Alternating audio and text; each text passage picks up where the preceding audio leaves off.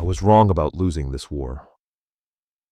The line was folded inside a waterproof pouch, carried by a courier who never made it back to his unit. It was found 3 days later, near a hedgerow outside a fortified hamlet called Dai Do, 90 meters from where a Marine rifle company had dug into a village cemetery and fought through the night.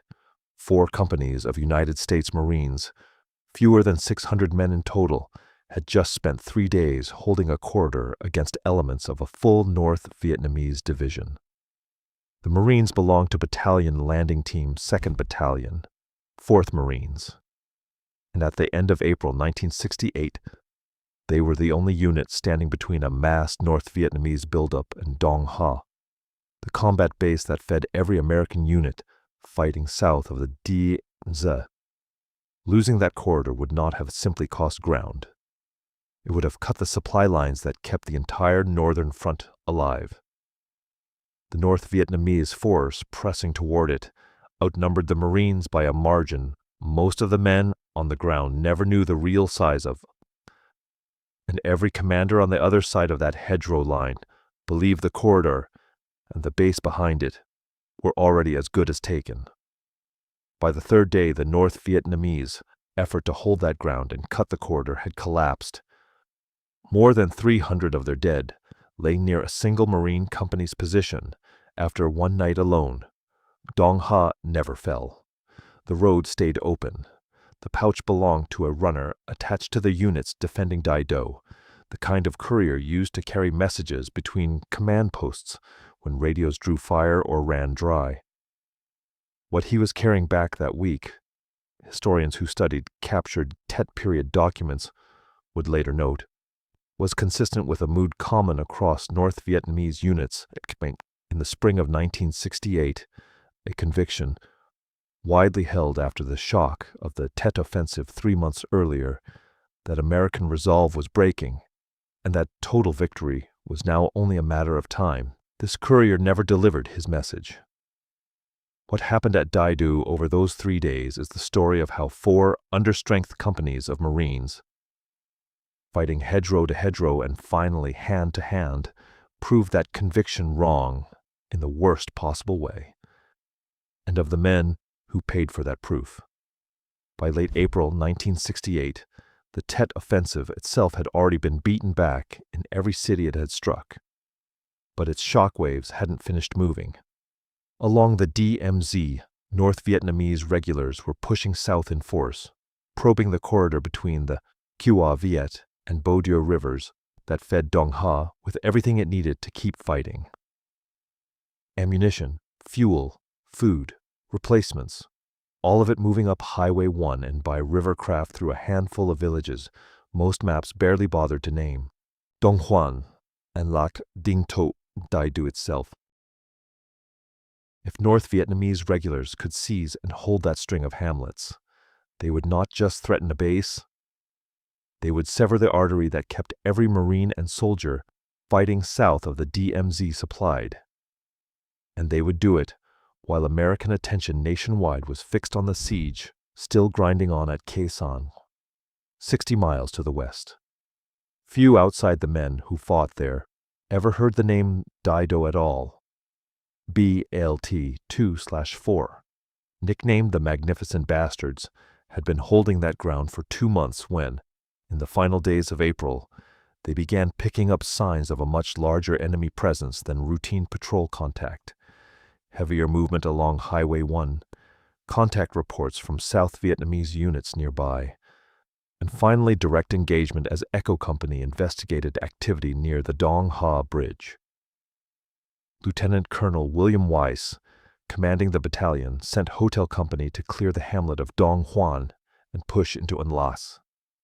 2 M48 tanks and a reconnaissance platoon were held back at a nearby position to support them if the contact grew. It grew fast. Within a day, Weiss had committed nearly his entire battalion. Echo, Foxtrot, Hotel, and Golf companies, against what was becoming clear was not a screening force, but the leading edge of a division-scale effort to hold the corridor. Artillery from Dong Ha and, whenever the weather allowed, air and naval gunfire were the only heavy support available to men who would otherwise be fighting this battle with rifles, grenades, and whatever they could carry on their backs. Captain J. Vargas commanded Golf Company. He was 29 years old, the youngest of 4 brothers who had all served in combat, and he had already spent April 30th relocating his company under fire before enemy contact forced them back to base on foot. Wounded during the move, though he stayed with his men. On May 1st, still carrying that wound, Vargas combined Golf Company with 2 others and led the assault on the fortified village of Dai Do itself. What that meant in practice was 700 meters of open rice paddy, no cover, with North Vietnamese mortar, rocket, and artillery fire falling across the entire approach. Vargas's company made it roughly a third of the way before the fire became too heavy to advance standing up. When a platoon was pinned at a hedgerow by machine guns, he moved forward with a reserve platoon, was wounded again by a grenade, and personally knocked out 3 enemy gun positions before his men finally broke into the village that afternoon. What followed inside Dai Do was not the kind of fighting either side had trained for on a firing range. North Vietnamese soldiers popped up from spider holes dug between the huts. Marines cleared bunkers and hedgerows one at a time. By nightfall, with the objective apparently secured, the North Vietnamese launched a massive counterattack that lasted until dawn. Golf Company took cover where the ground offered it, inside the village's own cemetery, using open graves as fighting positions. Through a night neither side stopped shooting. When the sun came up on May 2nd, more than 300 enemy dead were counted near that position alone. There was no time to rest.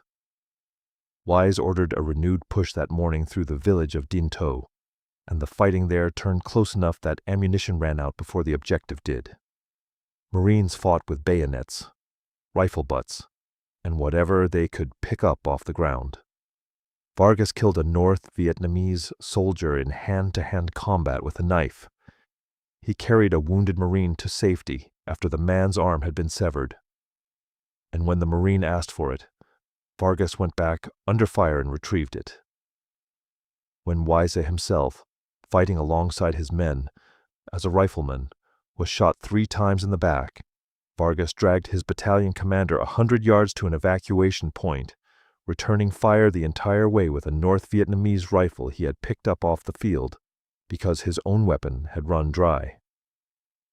By the time the fighting at Dai Do and Dinh To finally broke, North Vietnamese losses across the engagement were counted at roughly 400 dead, with the true figure likely higher, once wounded evacuated under fire are accounted for.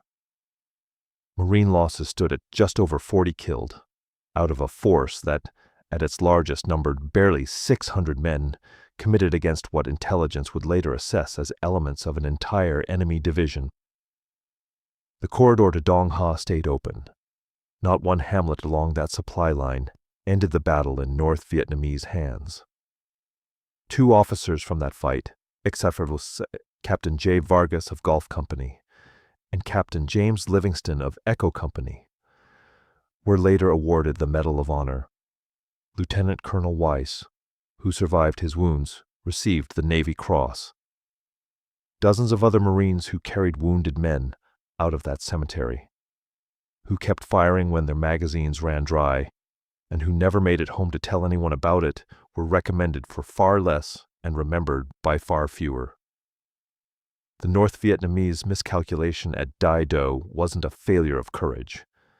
Soldiers who counterattacked all night into rifle and grenade fire from a fortified cemetery position were not lacking for it. The failure was strategic arithmetic, built on a conviction that had spread through the ranks after Tet, that the war was already tipping, that American units along the DMZ were stretched thin, enough to break under sustained pressure, and that seizing the Dong Ha corridor would be the moment that proved it.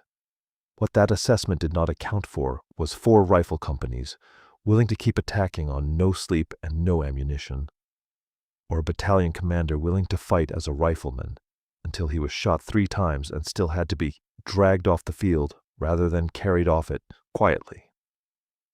After-action reviews from the period noted that North Vietnamese main force units operating near the DMZ shifted, in the months that followed, away from committing division-scale assets to hold fixed ground this close to a major American logistics hub. A lesson historians studying the Northern Front trace in part back to what happened in that rice paddy and that cemetery in the first days of May. Wise's decision to keep pressing the assault into Dinh Tu on May 2nd, with companies already bled down and ammunition running out, is still argued over by the men who study this battle. Some say it was the only choice, that stopping short would have let the North Vietnamese regroup and cost more Marines in the long run. Others believe the objective had already been achieved at Dai Do, and that pushing further into Dinh to spent lives, the battle didn't strictly require. Veterans who were there have never fully agreed. What do you think? Was that renewed assault the right call? Or did it cost more than it needed to? Tell us in the comments. J. Vargas stayed in the Marine Corps until 1992, retiring a colonel, and spent the following decade in public service to other veterans.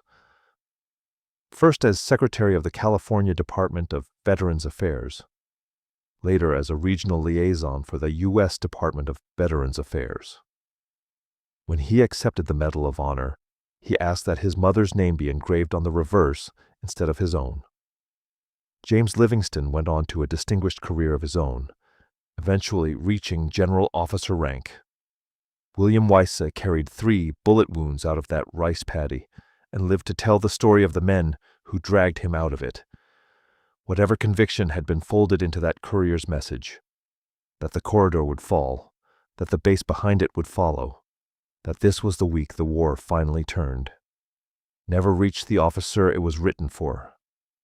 It ended in a cemetery outside a village most Americans have never heard of, alongside more than 300 men who believed the same thing he did. History gave Dai Do 3 days and a scattering of medal citations. The men who held that ground deserved to be remembered for what it actually cost to be wrong about losing this war.